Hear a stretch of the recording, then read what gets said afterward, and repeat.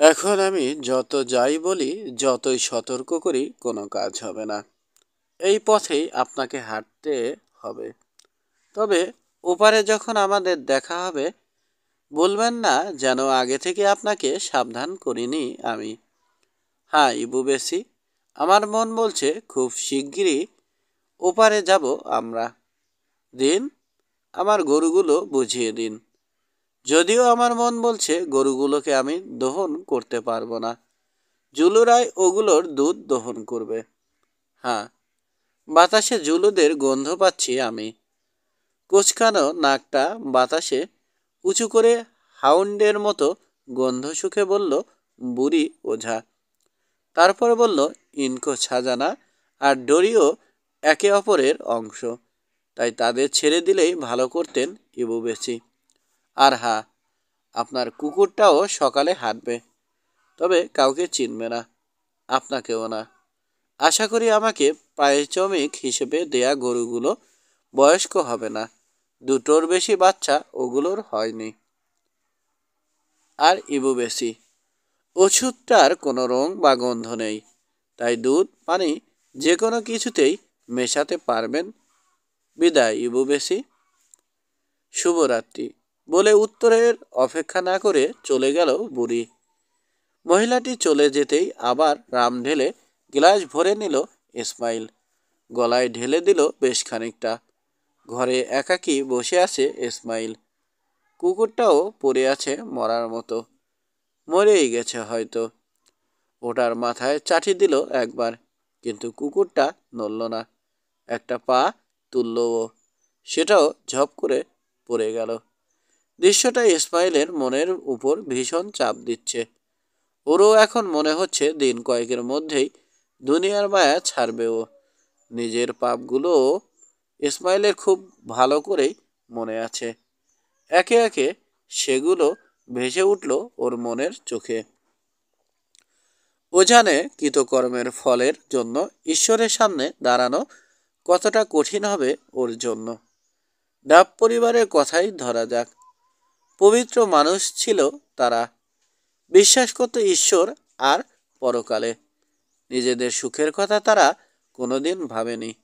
আজীবন অন্যদের শান্তির জন্য কাজ করে গেছে।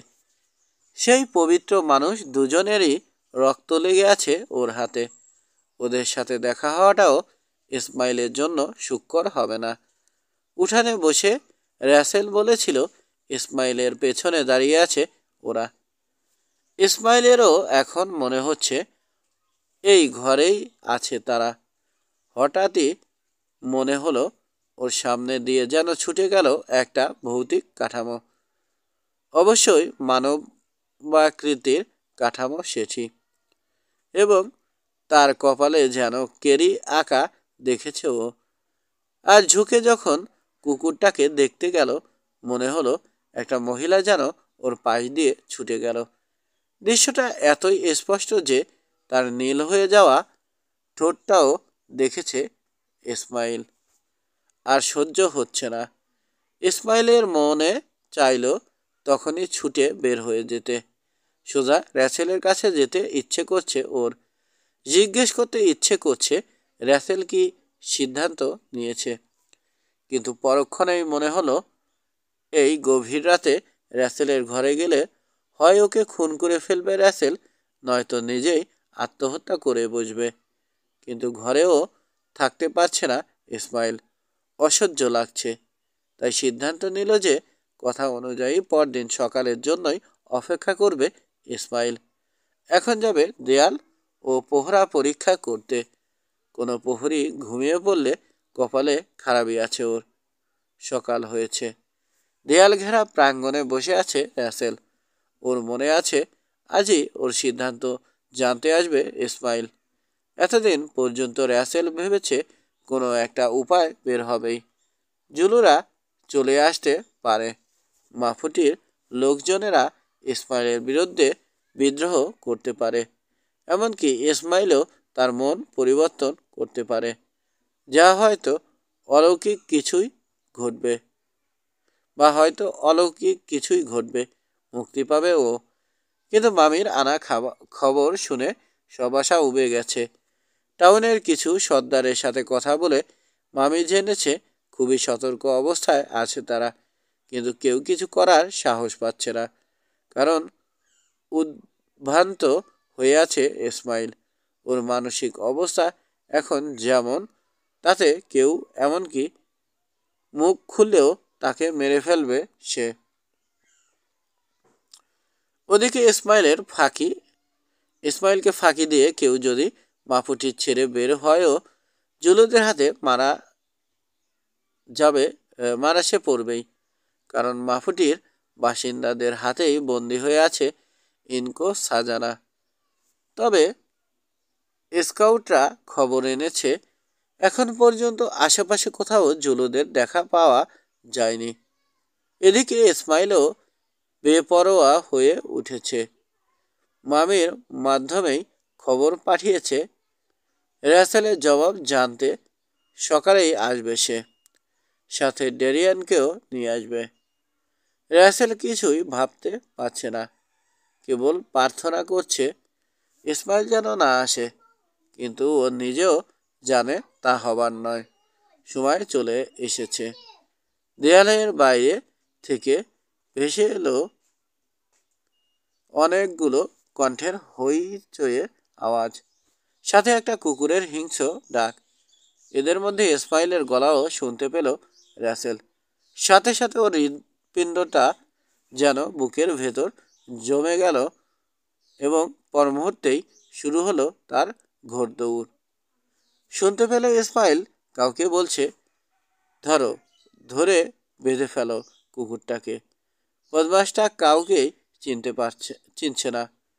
কুকুরের ঘেউ ঘেউ কমে গেল, অর্থাৎ ওটাকে ধরে সরিয়ে নিয়ে যাওয়া হয়েছে। এরপরই খুলে গেল পাথরের দেয়ালের ফটক। প্রথম ভেতরে ঢুকলো ইসমাইল। ওর চেহারায় ফুটে আছে রাত্রি জাগরণের ছাপ। চোখের চারদিক কালো হয়ে আছে। হাতে ডাবল ব্যারেল বন্দুক। চেহারায় কাঠিন্য ফোটাতেও চাইলেও হাতের কম্পন লুকাতে পারছে না সে। ইসমাইলের পেছনে ধীর পায়ে ভেতরে ঢুকলো রিচার্ড। ওর হাত দুটো পিছমোড়া করে বাঁধা, পায়েও চামড়ার রশি বাঁধা, ফলে ধীর কদমে হাঁটতে পারবে কেবল, ছোটার প্রশ্নই আসে না। উপরন্ত 4 জন বর্ষাধারী লোক পাহারা দিচ্ছে ওকে। এক পলকে রিচার্ডকে দেখলো রাসেল। ওর চেহারায় ক্লান্তি থাকলেও ভয়ের ছাপ নেই। ইসমাইলের দিকে না তাকিয়েই প্রশ্ন করলো, তুমি ঠিক আছো রিচার্ড? হ্যাঁ, তুমি ভালো আছো রাসেল? শরীর ভালো, কিন্তু মন খুব খারাপ। ধমকে উঠল ইসমাইল। বলল, কথা না থামালে রিচার্ডের কপালে খারাপই আছে। তারপর হ্যাট খুলে হাতে নিয়ে নিজেই বাউ করল রাসেলকে। ইংরেজিতে, রাসেল, আমার কথা রেখেছি। রাসেল ইংরেজিতে বলল, আমার কথা রেখেছি রাসেল। 3 দিন সময় দিয়েছিলাম, 3 দিন পরেই এসেছি। তোমার সিদ্ধান্ত জানাও। কি সিদ্ধান্ত জানাবো? প্রশ্ন করল রাসেল। ভুলে গেছো? তোমার স্মৃতিশক্তি তো খুবই দুর্বল দেখছি। ভুলে গেছো? তোমার স্মৃতিশক্তি তো খুবই দুর্বল দেখছি। তবে ভুল করার বিলাসিতা আমার সইবে না। আর তোমার বন্ধুও হয়তো সবকিছু সরাসরি জানাটাই পছন্দ করবে। সিদ্ধান্ত জানাবে যে আজ আমাকে তুমি বিয়ে করবে কিনা। আমাকে বিয়ে না করলে তোমার এই বন্ধুটিকে মৃত্যুদণ্ড দেয়া হবে। উপরন্তু পাহারাদারকে মেরে পালাতে চেয়েছিল সে, কাজেই ওকে মেরে দখল করব তোমাকে। অবান্তর অভিযোগ শুনে রাগে কাঁপতে শুরু করলো রিচার্ড। দাঁত কিরমির করে বলল, কাপুরুষ শয়তান, আমার হাতটা শুধু যদি খোলা থাকতো। তোমার হাত পা দুটোই বাঁধা, কাজেই তর্পিও না। লেডি কি বলে সেটা শোনো, বলল ইসমাইল। প্রায় আর্তনাদ করে উঠল রাসেল। ও রিচার্ড, তোমার প্রাণ নিয়ে টানাটানি শুরু হয়েছে। বলতে পারো এখন কি করব আমি? বলার আছেটা কি? কিন্তু এ কেমন প্রশ্ন করছো? এখানে কেবল আমার নয়, তোমার জীবনের প্রশ্ন জড়িত। নিজের ব্যাপারে আমার কিছু বলার নেই। বদমাসটা আমাকে মেরে ফেললেও তুমি নত হয়েও না। আর আমার জন্য যদি খুব বেশি মায়া লাগে, তো তোমার পথ ধরে তুমিও ওপারে চলে এসো। জীবন নদীর ওপারেই আবার মিলিত হব আমরা। কয়েক মুহূর্ত চিন্তা করলো র্যাসেল, তারপর শীতল কণ্ঠে বলল, হ্যাঁ, তোমার জন্য আমার মায়া আছে, রিচার্ড। এমনকি তোমার নিজের চেয়েও অনেক অনেক বেশি। শুনুন ইসমাইল, রিচার্ড ড্যারিয়ানের কাছে আমি শপথ করেছি, যা কখনো ভাঙা সম্ভব না। নিজের প্রাণের জন্য আমাকে বলি দিতে চায় না রিচার্ড, তেমনি আমিও ওর সাথে বিশ্বাসঘাতকতা করতে পারবো না। আমার বাবা মায়ের মতো ওকেও মেরে ফেলুন, তারপর ওর মৃত্যুর খবর পেলে আমিও ওদের সাথে যোগ দেব। প্রচণ্ড রাগে ইসমাইলের চেহারা সাদা হয়ে গেছে। রাগে কাঁপতে কাঁপতে ও বলল, বেশ, তোমার কথাই থাকুক তাহলে। রিচার্ড মরবে, আমি যদি তোমাকে না পাই আর কাউকে পেতে দেব না। মরে গিয়ে দেখো পরকালে ওকে পাও কিনা। কোনো প্রার্থনা করার থাকলে করে নাও। ড্যারিয়ান, বলতে বলতে বন্দুক কক করল ইসমাইল। এতক্ষণ ইংরেজিতে কথা চললেও এবার জুলু ভাষায় র্যাসেল বলল, মাফুটির লোকেরা আমার ও রাজা ডিনগানের নিরাপত্তার ছায়াতলে আশ্রয় পাওয়া সাদা সর্দার ডরিওকে খুন করতে যাচ্ছে ইবু বেশি। যদি তার রক্ত ঝরে, তো মনে রেখো, আজ হোক বা কাল তোমাদের রক্তও ঝরবে, ঝরবে তোমাদের স্ত্রীর সন্তানদের রক্ত। কারণ সর্দারের অপরাধ মানে তার সমস্ত অনুসারীদের অপরাধ। এভাবে তারা ইসমাইলকে বাধা দিতে মুখ খুলল। জবাবে কথা খরচ না করে রিচার্ডের দিকে বন্দুক তুলল ইসমাইল। র্যাসেলের মনে হলো সময় স্থির হয়ে গেছে। মুহূর্তটাকে মনে হলো বছরের সমান। দম বন্ধ করে রিচার্ডের গায়ে গুলি লাগার অপেক্ষায় রইল ও। কিন্তু তখনই হস্তক্ষেপ করলো কালোদের মধ্যে সবচেয়ে সাহসী লোকটি। ঠেলা দিয়ে বন্দুকের ব্যারেলটা ঊর্ধ্বমুখী করে দিল সে। ট্রিগার টানার ইচ্ছা ইসমাইলের থাকুক বা না থাকুক, ধাক্কা লেগে ট্রিগারে চাপ পড়েই গেল। বুম করে বিস্ফোরিত হলো এক ব্যারেলের গুলি। ইসমাইলকে উপহাস করে রিচার্ড বলল, গুলিটা বেশি উপর দিয়ে চলে গেছে, অন্য ব্যারেল টাই করো। ইসমাইল হয়তো গুলি করত, কিন্তু পারল না কেবল 4 কালো প্রহরীর জন্য। ওর আর রিচার্ডের মধ্যে এসে বর্ষা বুঝিয়ে দাঁড়ালো তারা। বলল যে সাদা সর্দারের রক্ত ঝরিয়ে নিজেদের উপর ইনকোসাতানার অভিশাপ ডেকে আনতে দেবে না তারা। অবস্থা দৃষ্টে ইসমাইল সিদ্ধান্ত নিল, এই যাত্রা বন্দুক সরিয়ে নেয়াই ভালো। বলল, তাই হোক, আপাতত দুজনেই মুক্তি পাচ্ছ, তবে চিরতরে নয়। লোকটিকে আমি নিয়ে যাচ্ছি। আর র্যাসেল, 3 ঘন্টা সময় দিচ্ছি তোমায়। 3 ঘন্টা পর মামি আসবে। 3 ঘন্টার মধ্যেই ওকে দিয়ে যদি ইতিবাচক খবর না পাঠাও, তাহলে ড্যারিয়ানের মৃতদেহ দেখবে। তারপর বাকি সব দেখব আমি। কাতরে উঠল রিচার্ড। র্যাসেল, শপথ করো, অমন কোনো খবর তুমি পাঠাবে না। শপথ করো র্যাসেল। রেগে বোম হয়ে থাকা ইসমাইল ছুটে গেল রিচার্ডকে ঘুষি মারতে। কিন্তু রিচার্ড আগেই ওকে এগোতে দেখে ফেলেছে। হাত বাঁধা থাকায় সবচেয়ে সহজ কাজটাই করল রিচার্ড। মাথা নামিয়ে নিল। ঘুষির তোরে ভারসাম্য হারিয়ে ইসমাইল যখন ওর যথেষ্ট কাছে চলে এলো, সর্বশক্তিতে মাথা দিয়ে আঘাত করল রিচার্ড। ইসমাইলের চেয়ে অনেক বেশি শক্তি রাখে রিচার্ড। কাজেই ওর ধাক্কা ইসমাইলের সামলাতে পারার কথা না। পারলও না সে। আছড়ে পড়ল মাটিতে। দম আঁকড়ে এলো ওর। রিচার্ড বলে চলেছে, শপথ করো র্যাসেল, নয়তো জীবিত বা মৃত কোনো অবস্থায় তোমাকে ক্ষমা করব না আমি। মৃদু কণ্ঠে রাসেল বলল, শপথ করলাম। কষ্ট করে দুপা এগিয়ে গেল রিচার্ড। চুমো খেলো র্যাসেলের কপালে।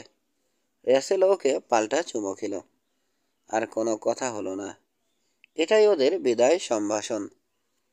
মাটি থেকে উঠতে ইসমাইলকে সাহায্য করলো দুজন কাফরি। আর বাকি দুজন পথ দেখিয়ে নিয়ে গেল রিচার্ডকে। রিচার্ড ওদের বাধা দিল না। ফটকে দাঁড়িয়ে একবার পেছন ফিরে তাকালো কেবল। চোখাচোখি হলো দুজনের। একা পড়ে রইল র্যাসেল। 17। কিছুক্ষণ পরে এলো মামি। বলল ইবু বেশি তাকে বলে পাঠিয়েছে ইনকো সাজানার নাকি দূতের প্রয়োজন হবে, তাই এসেছে সে। র্যাসেল ওকে বলল ঘরে গিয়ে অপেক্ষা করতে, কিছু করতে হলে পরে জানাবে। কিন্তু কিছুই করল না র্যাসেল। গাছতলায় নিশ্চল বসে রইল। দেখতে দেখতে চলে গেল 3 ঘন্টা সময়। ফটকের বোল্ট সরানোর শব্দ হলো। কে এসেছে দেখতে এগিয়ে গেল মামি। ফিরে এসে বলল ফটকে ইবু বেশি দাঁড়িয়ে আছে। জানতে চাইছে ইনকো সাজানার কি বলার আছে। শপথের কথা মনে করে রাসেল বলল কিছুই বলার নেই। শুনতে পেল ফটক বন্ধ হয়ে গেল। বাইরে থেকে আবার বোল্ট লাগিয়ে দেয়া হলো। সারা এলাকা জুড়ে নেমে এলো সুগম্ভীর নীরবতা। বাইরে থেকে কোনো আওয়াজ আসছে না। মানুষের তো নাই, কোনো পশুরও না। রাসেলের মনে হচ্ছে নিজের ডানা দিয়ে পুরো এলাকা ঢেকে রেখেছে মৃত্যুর ফেরেস্তা। রিচার্ডের কি হলো এই চিন্তায় অস্থির হয়ে আসছে রাসেল। ভয় পাচ্ছে ও, ভীষণ ভয়। ভয়ে পুরো শরীর অবশ হয়ে যাচ্ছে ওর। ওদিকে মেঘে ছেয়ে গেছে আকাশ। রাসেলের মনের মতো ঘোলাটে হয়ে গেছে আকাশটাও। কয়েক মুহূর্ত পর মেঘের আড়াল থেকে হঠাৎ বের হয়ে এলো সন্ধ্যার লালচে ডুবন্ত সূর্য। সেই লালিমায় মনে হতে লাগলো বুঝি আগুন ধরে গেছে সব কিছুতে। রাসেলের মনে হলো এটাই ইঙ্গিত, আসলে আগুন লাগবে এবং সেটা ঘটবে খুবই শীঘ্রই। ধূলিসাৎ হয়ে যাবে সব কিছু। রাসেল এসব চিন্তা করছে, ঠিক তখনই খুলে গেল ফটক। দেখা গেল ঢাল দিয়ে তৈরি একটা খাটিয়ায় করে কাউকে বা কিছু একটা বয়ে নিয়ে এসেছে 8জন নেটিভ। তাকে বা জিনিসটাকে চামড়ার কম্বল দিয়ে মুড়ে রাখা হয়েছে। খাটিয়াটা রাসেলের সামনে নামিয়ে রাখা হলো। একজন নেটিভ এগিয়ে এসে কম্বল ছড়ালো। প্রকাশ পেল রিচার্ড ড্যারিয়ানের মুখ। লোকটি অপরাধী কণ্ঠে বলল, একে দেখানোর জন্য আপনার কাছে আমাদের পাঠিয়েছে ইবু বেশি। বোঝাতে চেয়েছে কথা দিলে কথা দিলে সেটা রাখে সে। আমাদের বলে দিয়েছে পরে আপনার সাথে দেখা করতে আসবে ইবু বেশি। রিচার্ডকে মৃত মানুষের মতোই দেখাচ্ছে। দ্রুত ঠান্ডা হয়ে যাচ্ছে ওর শরীর। স্পন্দন নেই। নেটিভ লোকটি বলল, সর্দারের গায়ে আঘাতের কোনো চিহ্ন নেই ইনকো সাজানা। কিন্তু তা কিভাবে সম্ভব? ও মরে যাবে আর আমি ওর আত্মাকে যেতে দেখব না, তা হতে পারে না, বলল রাসেল। উনি খুব পিপাসার্ত ছিলেন। পানি খেয়েই মৃত্যুর মুখে ঢলে পড়েছেন। জবাব দিল এতক্ষণ ধরে কথা বলতে থাকা নেটিভ লোকটি। আচ্ছা তাই? বিষ দিয়ে খুন করেছে? কিন্তু আমার কাছে তো বিষ নেই। দেখে যাও মামি, বিষ খাইয়ে ডরিওকে খুন করেছে ইবু বেশি। মামি ঘরের ভেতর ঘুমিয়েছিল। বেরিয়ে এসেই মরা কান্না জুড়ে দিল সে। মাফুটির দিন শেষ এখানকার বাকি সবার দিন। প্রতিশোধ আসছে, স্বর্গের প্রতিশোধ। লাল হয়ে যাবে, সব রক্তে লাল হয়ে যাবে। মাফুটিবাসীরা, নিষ্পাপের রক্তের দাগ লেগেছে তোমাদের হাতে। ইনকো সাজানার অভিশাপ পড়েছে বর্ষা নিয়ে আসছে চুলুরা, জঙ্গলি জানোয়ার, নিশাচর ইবু বেচি।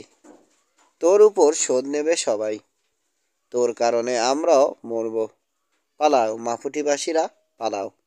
পারলে এই মৃতদেহটিও নিয়ে যাও, নয়তো তোমাদের কৃতকর্মের সাক্ষী হয়ে রইবে সে। এমন জায়গায় একে কবর দাও যেখানে কোনো মানুষের নজর না যায়। আধার থাকতেই পালাও, আমিও পালাবো। ইনকো সাজানা, এখনই পালিয়ে যাব এখান থেকে। বলতে বলতেই খোলা ফটক দিয়ে বাইরে চলে গেল মামি। সূর্য ডুবে গেছে, অন্ধকার নেমে এসেছে প্রায়। মেঘে মেঘে সংঘর্ষ হচ্ছে, নিনাদের সুরে পরস্পরকে ধমক দিচ্ছে মেঘপুঞ্জ। রিসার্টকে বহনকারী এক নেটিভ বলল, একে ফেলেই পালাই চলো। না, মামি ঠিকই বলেছে, একে ফেলে রাখা যাবে না, তাহলে মৃতদেহটা আমাদের বিরুদ্ধে সাক্ষী বয়ে রয়ে যাবে, বলল দ্বিতীয় একজন। তৃতীয় আরেকজন বলল, মনে আছে সেই জুলুক কি বলেছিল? বলেছিল এই সাদা সর্দারের কোনো ক্ষতি হলে আমাদের কাউকে জীবিত ছাড়বে না, এমনকি মাফুটির একটা ইঁদুরও জীবিত থাকবে না। লাশটা নিয়ে চলো লুকিয়ে ফেলি কোথাও। পথে ইবু বেসিকে পেলে ওকে বর্ষা মারব, না পেলে ভাগ্যের হাতে ছেড়ে দেব। স্বর্গই যা করার করবে, স্বর্গই প্রতিশোধ নেবে তার উপর। রিসার্টকে তুলে নিয়ে ছুটে চলে গেল লোকগুলো। অবশ্য ফটকের দরজার বাইরে থেকে খিল লাগাতে ভুলল না। অন্ধকার নেমে এলো ধরার বুকে। র্যাসেলের মুখ থেকে বের হলো, এবার সত্যিই একা হয়ে গেছি আমি। খুব শান্ত স্বরে বলা কথাগুলো ওর নিজের কানেই বজ্রধ্বনির মতো বাজতে লাগলো। ঠিক তখন কিছু একটা হয়ে গেল র্যাসেলের মাথার ভেতর। বদলে গেল সব, সমস্ত ভয় ডর ছেড়ে গেল। হঠাৎ যেন নিজের ভেতর অন্যরকম একটা শক্তি অনুভব করলো ও। হেসে উঠল হা হা করে, হাসতেই থাকলো। হাসির আওয়াজে যেন ভরে উঠল আকাশ বাতাস। খুব ক্ষুধা পেল ওর। ঘরে টেবিলের উপর খাবার রাখা ছিল, হামলে পড়ল ওগুলোর উপর। বুভুক্ষুর মতো খেয়ে ফেললো সব। পানি খেলো, নিজেকেই শোনালো, মারা যাওয়ার আগে রিচার্ডও পানি খেয়েছে, আমিও পানি খাবো, তারপর একা হয়ে যাব চিরতরে। খাওয়া শেষ। উঠানের দৈর্ঘ্য জুড়ে হাঁটতে হাঁটতে গুনগুনিয়ে গান ধরল র্যাসেল।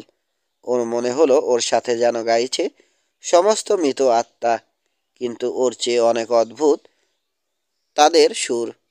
সেই সুর একাকী র্যাসেলকেও স্তম্ভিত করে দিল। আকাশের দিকে তাকালো র্যাসেল। ওর মনে হলো মেঘের মধ্যে যেন ভেসে উঠেছে ইবুবেসির মুখ।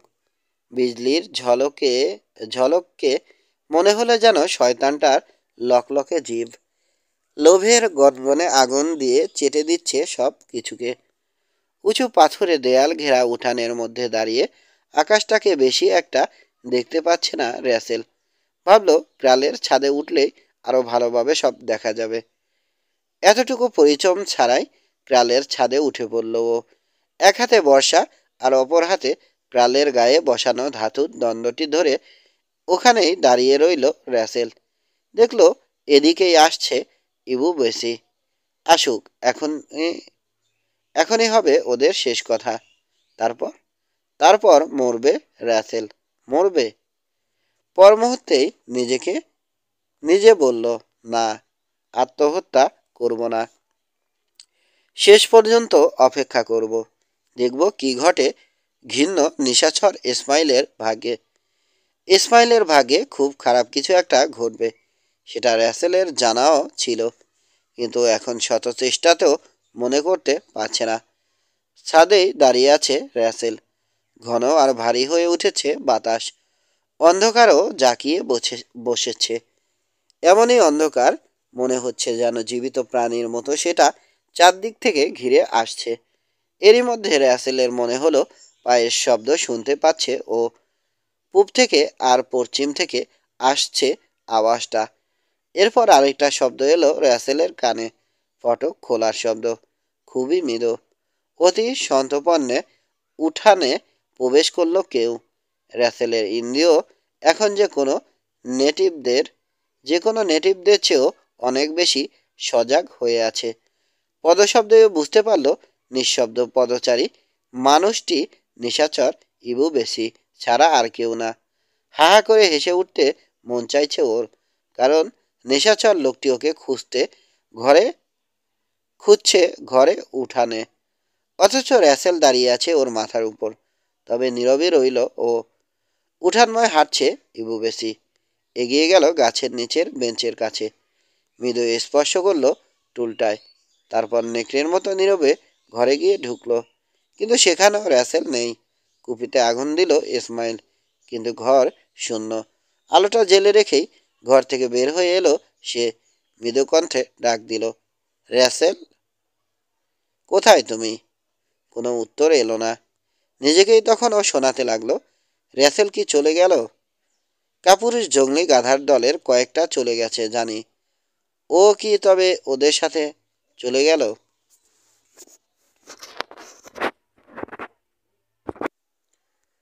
কিন্তু তা কি করে সম্ভব? না, সম্ভব না। কড়া প্রহরা আছে চারদিকে। তাহলে কি ও আসলেই আত্মা? তাই আত্মার মতোই হাওয়ায় মিলিয়ে গেছে? আশা করি ও আত্মা না।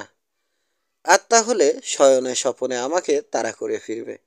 না, আমাকে জাদু করে ফেলেছে মেয়েটা। নইলে আমাকে এভাবে ঘৃণা করা সত্ত্বেও আমার সব কিছু কেন ওর জন্য বাজি ধরতে যাব? এ নির্ঘাত শয়তানের কাজ। প্রথম থেকেই তাই ছিল। নিজেকে শুনিয়ে বকবক করতেই থাকলো ইসমাইল। শেষে আর সহ্য করতে পারল না র্যাসেল, কারণ ইসমাইলের সশব্দ চিন্তা চরম উদ্ভটেরও সীমা ছাড়িয়ে যাচ্ছে। ছাদে থেকেই ও বলে উঠল, ঠিকই বলেছেন নিশাচর ইবু বেছি।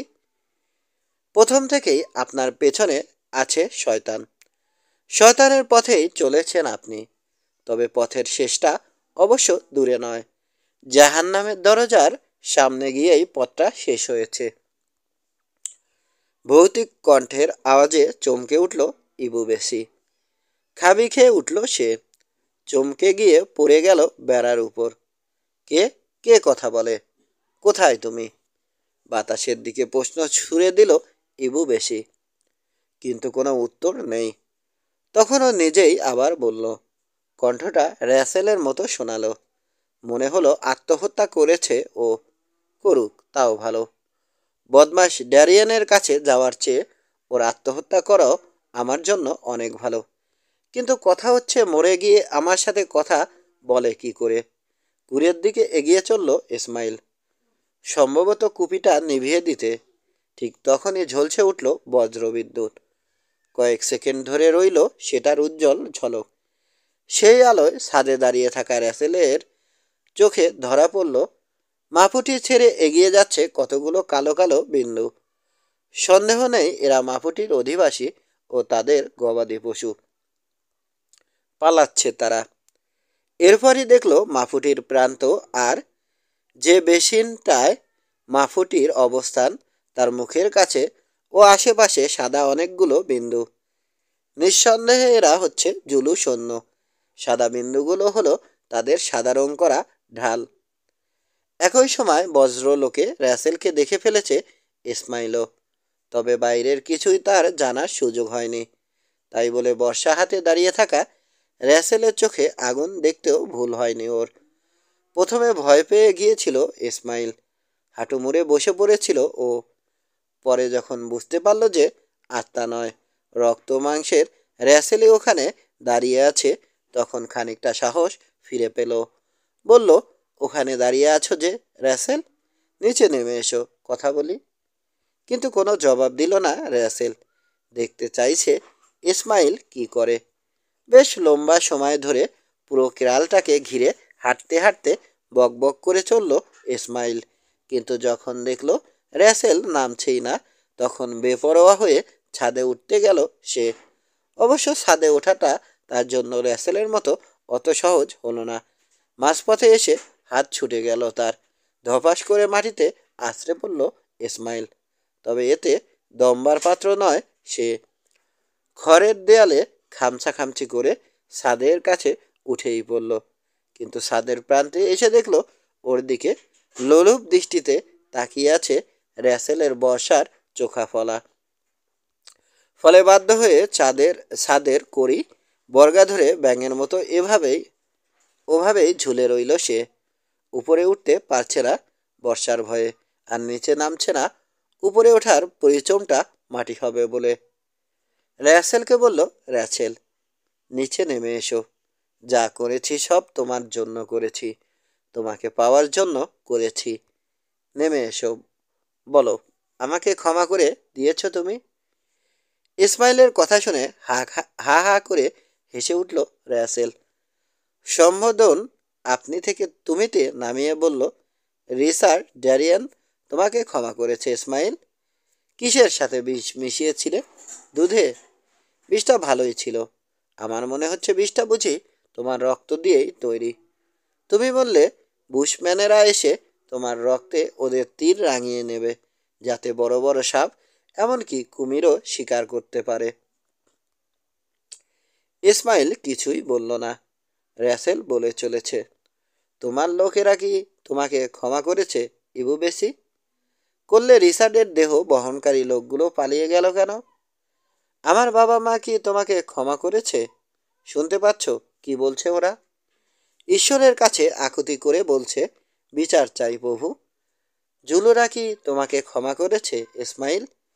যারা বলে বিচার করার ক্ষমতা আছে রাজার আর আছে ইনকো সাজানার, ঘুরে ওদেরই না হয় প্রশ্ন করে দেখো ওরা ক্ষমা করেছে কিনা। ওই যে পৌঁছে গেছে জুলুরা। ইসমাইলের মাথার উপর দিয়ে বর্ষা তুলে পেছনটা দেখিয়ে বলল র্যাসেল, ফিরে দেখো ব্যাঙ কোথাকার। মামলার বাদী হবে স্বয়ং রাজা ডিনগান, আর তুমি নিশাচর ইবু বেশি হবে অভিযুক্ত। বিচার করব স্বয়ং আমি, ইনকো সাজানা জুলা। যারা তোমার হাতে মরেছে তাদের সবাইকে একে একে ডাকবো আমি, তারাই প্রমাণ হাজির করবে। আর বর্ষাধারী জুরিদের হাজির করব সত্য মিথ্যা নির্ণয় করতে। ওই দেখো বর্ষাধারীরা চলে এসেছে। দেখো পেছন ফিরে দেখো ব্যাঙ কোথাকার। বজ্রপাতের আলোয় দেখা যাচ্ছে ফটক খুলে দেয়াল টপকে পিলপিল করে ভেতরে আসছে জুলু সৈন্যরা। ভয়ানক দৃশ্যটা দেখে লাফিয়ে মাটিতে নামলো ইসমাইল। উদ্দেশ্য বন্দুক হাতে নেবে, কিন্তু ওটা ছোঁয়ার আগেই ওর ঘাড়ে লাফিয়ে পড়ল জুলুরা। ওকে ধরে অন্ধকারের ভেতর থেকে একটা কণ্ঠ জুলু ভাষায় বলল, ইনকো সাজানার জয় হোক। নেমে আসুন জুলা, এই জানোয়ারের বিচার করুন। কণ্ঠটা আগেই চিনেছে র্যাসেল, এটা টাম্বুসার গলা। র্যাসেল বলল, টাম্বুসা, ইনকো সাজানা চলে গেছে। ঈগল যেভাবে শিকারের জন্য খরগোশের উপর ভেসে থাকে, জুলু জাতির মাথার উপর সেভাবেই ভেসে আছে ইনকো সাজানা। এখানে আছি কেবল আমি, সাদা নারী র্যাসেল, যার ভেতর বাস করত ইনকো সাজানা। জুলু জাতির উপর ভীষণ লেগে আছে জুলুদের আত্মা, কারণ জুলুদের হাতে লেগে আছে ইনকো সাজানার বাবা মায়ের রক্ত। টাম্বুসা ইবুবেসির হাতে লেগে আছে সেই শ্বেতাঙ্গ পুরুষের রক্ত, যাকে ভালোবাসত ইনকো সাজানার পার্থিব শরীর। ইনকো সাজানা নিজেকে ইবুবেসির হাতে তুলে দিতে চায়নি বলে সাদা সর্দারকে হত্যা করেছে ইবুবেসি। এই ইবুবেসির হাতে নানাভাবে অনেকবার অপমানিত, নিগৃহীত হয়েছে ইনকো সাজানা। কিন্তু বিপদের সময় ইনকো সাজানা যখন সাহায্য চেয়েছে, তখন জুলুদের হাজার হাজার বর্ষার একটাও তার সাহায্যে এগিয়ে আসেনি। বরং পবিত্র দুজন মানুষ, ইনকো সাজানার বাবা মা, তাদেরকে হত্যা করতে ব্যস্ত ছিল জুলুরা।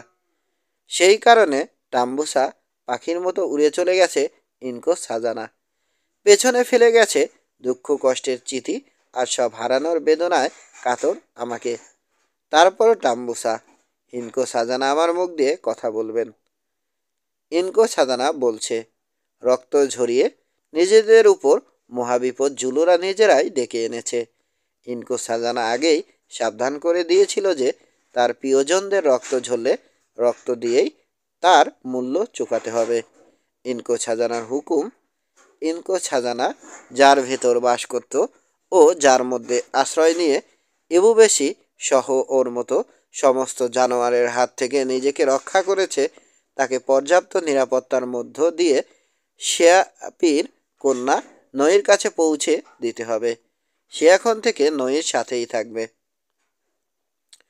শুনছে আর নিচে দাঁড়ানো সৈন্যরা আতঙ্কে অস্থির হয়ে ভাবছে, ওরা নিজেরা পাপ করে ইনকো সাদানাকে তো হারিয়েছেই, উপরন্ত জলুল্যান্ডের উপর ডেকে এনেছে ইনকো সাদানার অভিশাপ। ঝলছে উঠল বজ্রবিদ্যুৎ। সেই আলোয় সবাই দেখল হাত থেকে বর্ষাটা ফেলে দিল র্যাসেল, যেন ওটার আর দরকার নেই ওর। তারপর দুহাত ছড়িয়ে দিল দুদিকে। বাতাসে উঠতে লাগলো ওর এলো চুল। দৃশ্যটা অদ্ভুতই বটে। জুলুদের মনে হতে লাগলো কোনো সাধারণ মানবী সে অবশ্যই নয়, অবশ্যই র্যাসেল হচ্ছে আত্মা, সমস্ত আত্মাদের রানীও। আবার অন্ধকার নেমে এলো। ঘর থেকে কুপি বাতিটা নিয়ে এলো এক জুলু। লোকটা ফিরে এসে দেখলো ওদের মাঝেই দাঁড়িয়ে আছে র্যাসেল। যদিও ওকে ছাদ থেকে নামতে দেখেনি বা কোনো শব্দও শোনেনি কেউ, এমনকি উঠানে দাঁড়িয়ে থাকা জুলুরাও না। ওদিকে র্যাসেলের চোখে প্রতিশোধের আগুন জ্বলছে দেখে ইসমাইল বুঝে নিল ওর ধ্বংস অনিবার্য। র্যাসেলের রোবের প্রান্ত ধরে ক্ষমা চাইতে গেল ও। ওদিকে ইসমাইল র্যাসেলের রোবটা স্পর্শ করেছে কি করেনি। র্যাসেল এমন তীক্ষ্ণ চিৎকার দিয়ে উঠল যে ইসমাইল তো ইসমাইল, অতি সাহসী জুলুদেরও আত্মা উড়ে যাওয়ার জোগাড়। তবে জুলুদের অভয় দিল র্যাসেল। ওদিকে চর থাপ্পড় দিয়ে ইসমাইলকে র্যাসেলের রোব থেকে ছুটিয়ে এনেছে জুলুরা। তারপর হুকুমের জন্য তাকালো ওদের সর্দারের দিকে। সর্দার শুধু হাঁ বললেই সেফ ছিঁড়ে ফেলবে ওকে। কিন্তু টাম্বুসা বলল, এখানে কিছু করো না, মরার আগে রাজার কাছে জবাবদিহি করতে হবে ওকে। এবার আসল ভয়টা পেল ইসমাইল। র্যাসেলকে বলল, বাঁচাও র্যাসেল, আমাকে বাঁচাও। আমি যাই করেছি তোমার প্রেমে অন্ধ হয়ে করেছি, আমার প্রতি এতটা কঠোর হয়েও না। তুমি জানো না ওরা কি বলছে, অত্যাচার করে মেরে ফেলবে আমাকে। জুলু ভাষায় র্যাসেল বলল, না আমি কঠোর হচ্ছি না, তবে বিচারের ভার আমার নয়। সবার চেয়ে বড় যে বিচারক আকাশে বসে আছে তার হাতেই তোমার বিচারের ভার তুলে দিচ্ছি। কিন্তু বলো তো, তোমার কি ক্ষতি করেছিলাম আমি? কেন আমার বাবা মাকে মারতে সৈন্যদের হুকুম করেছিলে? কেন বিষ দিয়ে খুন করলে আমার ভালোবাসার মানুষটাকে? কেন আমার থেকে আমাকে কেড়ে নিয়ে উন্মাদ করে দিলে আমাকে? তারপর টাম্বুসাকে বলল, এই অভিশপ্ত এলাকা থেকে আমাকে নিয়ে চলো টাম্বুসা। স্বর্গের প্রতিশোধের আগুনে সব খাক হয়ে যাওয়ার আগেই চলে যাই চলো। আর এই লোকটিকে যেন আর কখনো আমার দেখতে না হয় সেই ব্যবস্থা করো। বৃত্তাকারে র্যাসেলকে ঘিরে এগিয়ে নিয়ে চলল একদল সৈন্য। মাপুটি থেকে বের হয়ে কিছু দূর এগিয়ে গিয়ে একটা গুহায় আশ্রয় নিল ওরা। কারণ বৃষ্টি এখনো শুরু না হলেও প্রচণ্ড ঝড়ো বাতাস শুরু হয়ে গেছে। মুহুর্মুহুর বজ্র মুহুর্মুহু ও বজ্র ঝলকে ঝলছে উঠছে ধরত্রী। বড় বড় গাছগুলোকে প্রায় শুইয়ে দিচ্ছে প্রচণ্ড বাতাস। গুহামুখে বসে র্যাসেল তাকিয়ে আছে মাফুটির দিকে। ও জানে না যেখানে ও বন্দি ছিল সেখানে গাছের সাথে বেঁধে রাখা হয়েছে ইসমাইলকে। ভয়ের চোটেই অর্ধেক উন্মাদ হয়ে গেছে ও। মাফুটির একটা বাড়ির ছাদে হঠাৎ আগুন ধরে উঠল। অবশ্য কেউ জানে না আগুনটা কোনো সৈন্যের জ্বালানো নাকি বজ্রপাতের কারণে ধরেছে। এক ছাদে আগুন ধরার পর মুহূর্তেই প্রচণ্ড বাতাসের ধাক্কায় এক ছাদ থেকে আরেক ছাদে লাফিয়ে লাফিয়ে ছড়াতে লাগলো আগুন। শেষে অবস্থা এমন হলো যে দূর থেকে দেখে মনে হতে লাগলো মাফুটি স্রেফ আগুনের একটা চাদর। বেড়াগুলোয়ও আগুন ধরে গেছে। ভেতরে আটকে পড়া লোকগুলো আতঙ্কিত হয়ে এদিক ওদিক ছুটোছুটি করছে, কিন্তু বেরোবার পথ খুঁজে পাচ্ছে না। হঠাৎ দেখা গেল মাফুটির মাঝের চওড়া পথটা দিয়ে ছুটে চলেছে এক লোক। পোশাকে আগুন ধরে যাওয়ায় মশালের মতো জ্বলছে সে। একে চিনে ফেলল র্যাসেল। দাঁড়িয়ে পড়ল ও বলল, দেখো দেখো ইবু বেশি। গেট পর্যন্ত আসতে পারল না ইসমাইল, তার আগেই ওর সামনে ধসে পড়ল একটা জ্বলন্ত বাড়ি। এ যাত্রা কিভাবে যেন বেঁচে গেল ও। অন্যদিকে ছুটতে শুরু করলো আবার। বসতির এক পাশে মাটি বেশ খানিকটা উঁচু, কিন্তু তারপরেই 50 ফিট খাড়াই। ওখানে কোনো বেড়াও দেয়া হয়নি। এদিকে মাটিতে পা বেঁধে আছড়ে পড়েছে ইসমাইল। মাথার চুলেও আগুন ধরে গেছে ওর। যন্ত্রণা আর সইতে পারল না সে। হাওয়ায় ছুঁড়ে দিল নিজেকে। আছড়ে পড়ল 50 ফিট নিচে মাটিতে। মারা গেল ইসমাইল ওরফে নিশাচর ওরফে ইবু বেশি। পরদিন সকালে ওখানে ওকে খুঁজে পেল জুলুরা। ওখানেই কবর দিল। এভাবেই রাসেলের জীবন থেকে বিদায় নিল ইসমাইল নামের অভিশাপ। অবশ্য ইসমাইল একা মরেনি। আগুনে মারা গেছে মাফুটির অনেক লোক, সাথে 51 জন জুলু। আগুন লাগার সময় মাফুটিতে আটকা পড়েছিল তারা। নিজেদের লোকদের খবর নেয়ার পর টাম্বুসা মন্তব্য করল, ইনকো সাদানার অভিশাপ খুব দ্রুত কাজ করা শুরু করেছে। অবশ্য এমনটাই হবার কথা, কিন্তু আমার ধারণা এ কেবল শুরু। আসল ঝড় এখনো বাকি। একদম ধ্বংস হয়ে গেছে মাফুটি। এর সাবেক অধিবাসীরা কেউ আর ফিরে আসেনি। অন্য কেউ এখানে ঘর বানায়নি।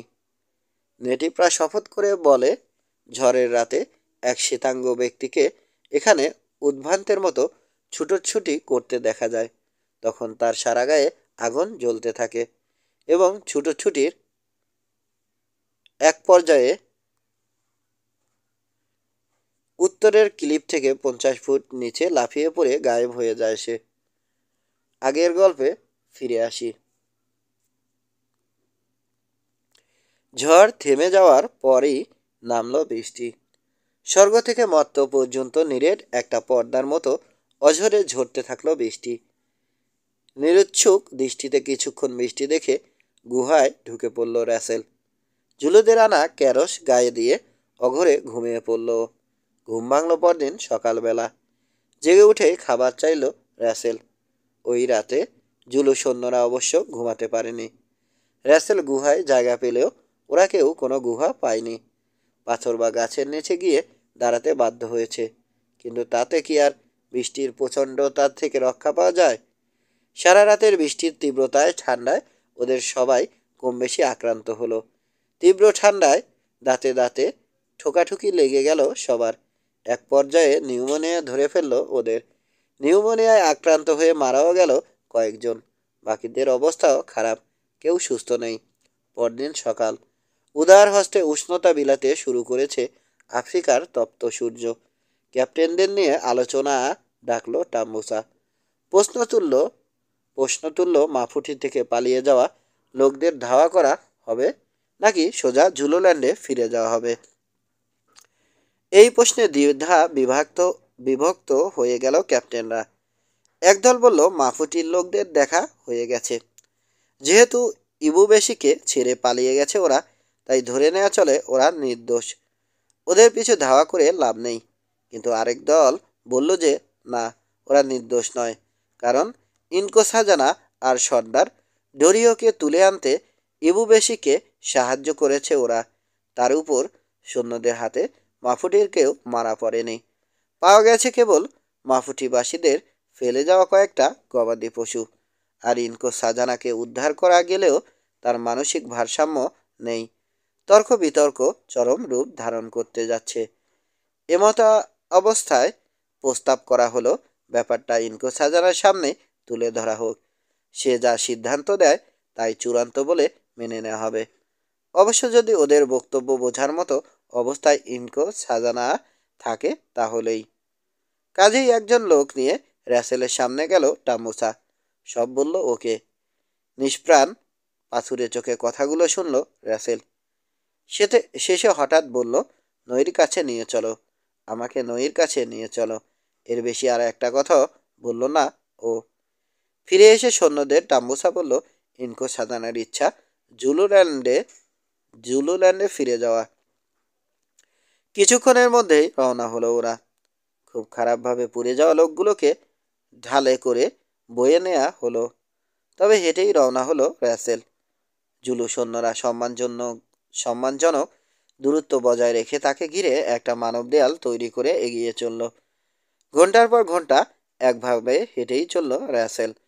চেহারা চেহারায় বিন্দুমাত্র ক্লান্তির ছাপ পড়ল না। তবে থেকে থেকে হঠাৎ হেসে ওঠে ও, যেন খুব মজার কিছু একটা দেখছে, কিন্তু সেটা ও ছাড়া আর কেউ দেখছে না। রাসেলকে ওভাবে হাসতে দেখাটা জুলুদের কাছে ভীষণ অস্বস্তিকর। কারণ মাফুটিতে দাঁড়িয়ে ইনকো সাজানার কথা শুনেছে তারা, জেনেছে ইনকো সাজানার নিষেধ সত্ত্বেও ওর আপনজনদের রক্ত ঝরেছে, তাও জুলুদের হাতে। ফলে জুলুদের উপর নেমে আসছে বা এসে পড়েছে ইনকো সাজানার অভিশাপ। হয়তো মাফুটিতে আগুন লাগা ছিল তারই আগমনের সংকেত। হয়তো এসব আগাম দেখতে পেয়েই এভাবে হাসছে ইনকো সাজানা। চিন্তাগুলো জুলুদের জন্য মোটেও সুখকর নয়। দুপুর নাগাদ খাবারের বিরতি নেওয়া হলো। আগের মতোই প্রচুর খেলো রাসেল, তবে নিজেকে ও ফিরে পেয়েছে বলা যাবে না। খাবার শেষ হতেই বাফেলো নদীর দিকে এগুলো ওরা, কিন্তু ওখানে পৌঁছে দেখলো গত রাতের ভারী বৃষ্টির কল্যাণে ভীষণ ফুলে ফেঁপে উঠেছে নদী। এখন নদী পার হওয়া মোটেও নিরাপদ না। কাজেই ওরা সিদ্ধান্ত নিল এখানে রাতের জন্য ক্যাম্প করা হবে। জুলুরা নিজেরা বলা বলি করছে, এই যাত্রায় দুর্ভাগ্য ওদের ছাড়ছেই না। অবশ্য এমনটা যে হবে সেটা ওরাও আগেই অনুমান করেছে। কারণ জুলুদের ধারণা মাফুটির অধিবাসীদের উপর প্রতিশোধ নেয়নি বলেই ওদের উপর নাখোশ ইনকো সাজানা। ফলে দুর্ভোগ ওদের পিছু ছাড়ছে না। জুলুরা জানে না আরও অনেক দুর্ভোগ আসা বাকি। কিছু সৈন্য ডালপালা আর লতাপাতা কাটছে। ওসব দিয়ে রাসেলের জন্য আজ রাতের মতো চলনসই একটা কুড়ে বানানো হবে। শূন্য দৃষ্টিতে ওসব দেখছে রাসেল। হঠাৎই পাগলের মতো হা হা করে হেসে উঠল। তারপর নদীর পাড়ের দিকে তীর গতিতে ছুট দিল। পাড়ে পৌঁছে রোপটা খুলে ফেলল। তারপর জুলুদেরকেও ওর ধারে কাছে আসার আগেই ঝাঁপিয়ে পড়ল স্রোতের ভিতর। সাঁতার কেটে এগিয়ে চলল অপর পাড়ের উদ্দেশ্যে। কিন্তু শক্তিশালী স্রোত ওকে টেনে নিয়ে চলল ভাটির দিকে। সাঁতরে কুলিয়ে উঠতে পারছে না রাসেল। এদিকে রাসেলকে ওভাবে লাফিয়ে পড়তে দেখে আগেই চক্ষু চরকগাছ হয়ে গিয়েছিল টাম্বুসার। এবার রাসেল মারা পড়তে পারে ভেবে আতঙ্কে পাগল হবার দশা হলো ওর। সবাইকে চিৎকার করে বলল, ইনকো সাজানা যেদিকে যেদিকে গেছে আমাদেরও সেদিকেই যেতে হবে। তাতে মৃত্যু হলে তাই সই। জুলুরা সম্মত হলো। একজন আরেকজনের হাত ধরে ধরে মানব শিকল বানালো। এভাবে একের পর এক রেজিমেন্ট নেমে পড়ল পানিতে। ওদিকে সাঁতরে চলেছে রাসেল। ওর মাথায় পাগলামি ভর করেছে, সেটা আগেই বলেছি। উন্মাদ সুলভ শক্তি এসে গেছে ওর ভেতর। ফলে কোনো নারীর পক্ষে যা যা অস্বাভাবিক কঠিন অনায়াসেই তা করে ফেলল রাসেল। কাদা ঘোলা পানির এক একটা ঢেউ আছড়ে পড়ে রাসেলের উপর। তলিয়ে যায় ও। জুলুরা সমস্যারে হাই হাই করে ওঠে। কিন্তু মুহূর্তের মধ্যেই আবার ভেসে উঠতে দেখা যায় রাসেলের সোনালি চুল। একবার রাসেলকে প্রায় মারিয়েই চলে গেল একটা ভাসমান গাছের গুঁড়ি। সবাই ভাবল এবার শেষ, আর বাঁচার কোনো উপায়ই নেই। কিন্তু ভেসে উঠল রাসেল। তীব্র চোটের টানে একটা পাথরের উপর আছড়ে পড়তে পড়তেও কোনো রকমে নিজেকে সামলে নিল ও। চোটের বিরুদ্ধে আরও কিছুক্ষণ সংগ্রামের পর পায়ের নিচে মাটি পেল রাসেল। হাসড়ে পাশড়ে উঠেও পড়ল অপর পারে। পারে দাঁড়িয়ে নির্বিকার দৃষ্টিতে তাকিয়ে রইল জুলুদের দিকে। কি বিপদ যে পার করে এসেছে তা ওর মাথায় নেই। ওদিকে মানব শিকলের রূপে চোতের সাথে যুদ্ধ করে এগোতে চেষ্টা করছে জুলুরা। যদিও ওপারেই আছে ওরা এখনো। ওদের কজন বলছে, একজন মহিলা যদি ওপারে চলে যেতে পারে আমরাও অবশ্যই পারব। প্রতিবাদ করে আরেকজন বলল, গাধা, ভেবেছিস 8-10টা মহিলার মতো জোলা কোনো সাধারণ নারী? সে হচ্ছে আত্মা। সাক্ষাৎ মৃত্যুও তাকে ছুতে ভয় পায়। সে পারলেই আমরা নদী পার হতে পারবো ভাবছিস কেন? মানব শিকল নদীর মাঝখানে পৌঁছে গেছে প্রায়। ঠিক তখনই রাসেলের মতো ওরাও চোতের টানে পড়ে গেল। হার মানল মানব শিকল। হাত ছুটে গেল ওদের। ভেসে গেল বেশ কজন। প্রাণ হারিয়েছে তারা, কারণ জুলুদের কয়েকজনই মাত্র সাঁতার কাটতে জানে। পরপর 3বার একই ঘটনার পুনরাবৃত্তি ঘটল। তারপর দক্ষ সাঁতারুদের সামনে পাঠানো হলো। শিকলের মাথায় চলে গেল ওরা। তারপর বিরাট একটা সাপের মতো মোচড় খেতে থাকা মানব শিকলের একজন অপরজনকে ধরে ধরে নদী থেকে উঠে এলো সবাই। অসুস্থদের অবশ্য ওপারেই রেখে আসা হয়েছে। সেই সাথে তাদের দেখাশোনা ও গবাদি পশু রক্ষার জন্য কজন তরুণকেও ওপারে রেখে আসা হয়েছে। জুলুরা অনেক লোক হারিয়েছে। কেউ ভেসে গেছে স্রোতের টানে, কেউ আবার পাথরে আছড়ে পড়ে প্রাণ হারিয়েছে। তবে ওসব নিয়ে থোড়ায় মাথা ঘামাচ্ছে ওরা। এপারে এসে জোলাকে খুঁজে পেয়েছে, তাতেই ওরা খুশি। জোলাকে না পেলে প্রজন্মের পর প্রজন্ম ধরে ওদেরকে ব্যর্থতার লজ্জা বয়ে বেড়াতে হতো। কতজন লোক হারিয়েছে তা গুনে জোলার কাছে রিপোর্ট করলো টাম্বুসা। প্রথমে রাসেলের চোখে সামান্য একটু করুণার আভাস দেখা গেলেও পর মুহূর্তেই আবার ফিরে এলো সেই নিষ্করুণ আবেগহীন পাথুরে দৃষ্টি। ও বলে উঠল, এই দায় আমার না, কখনোই আমার না।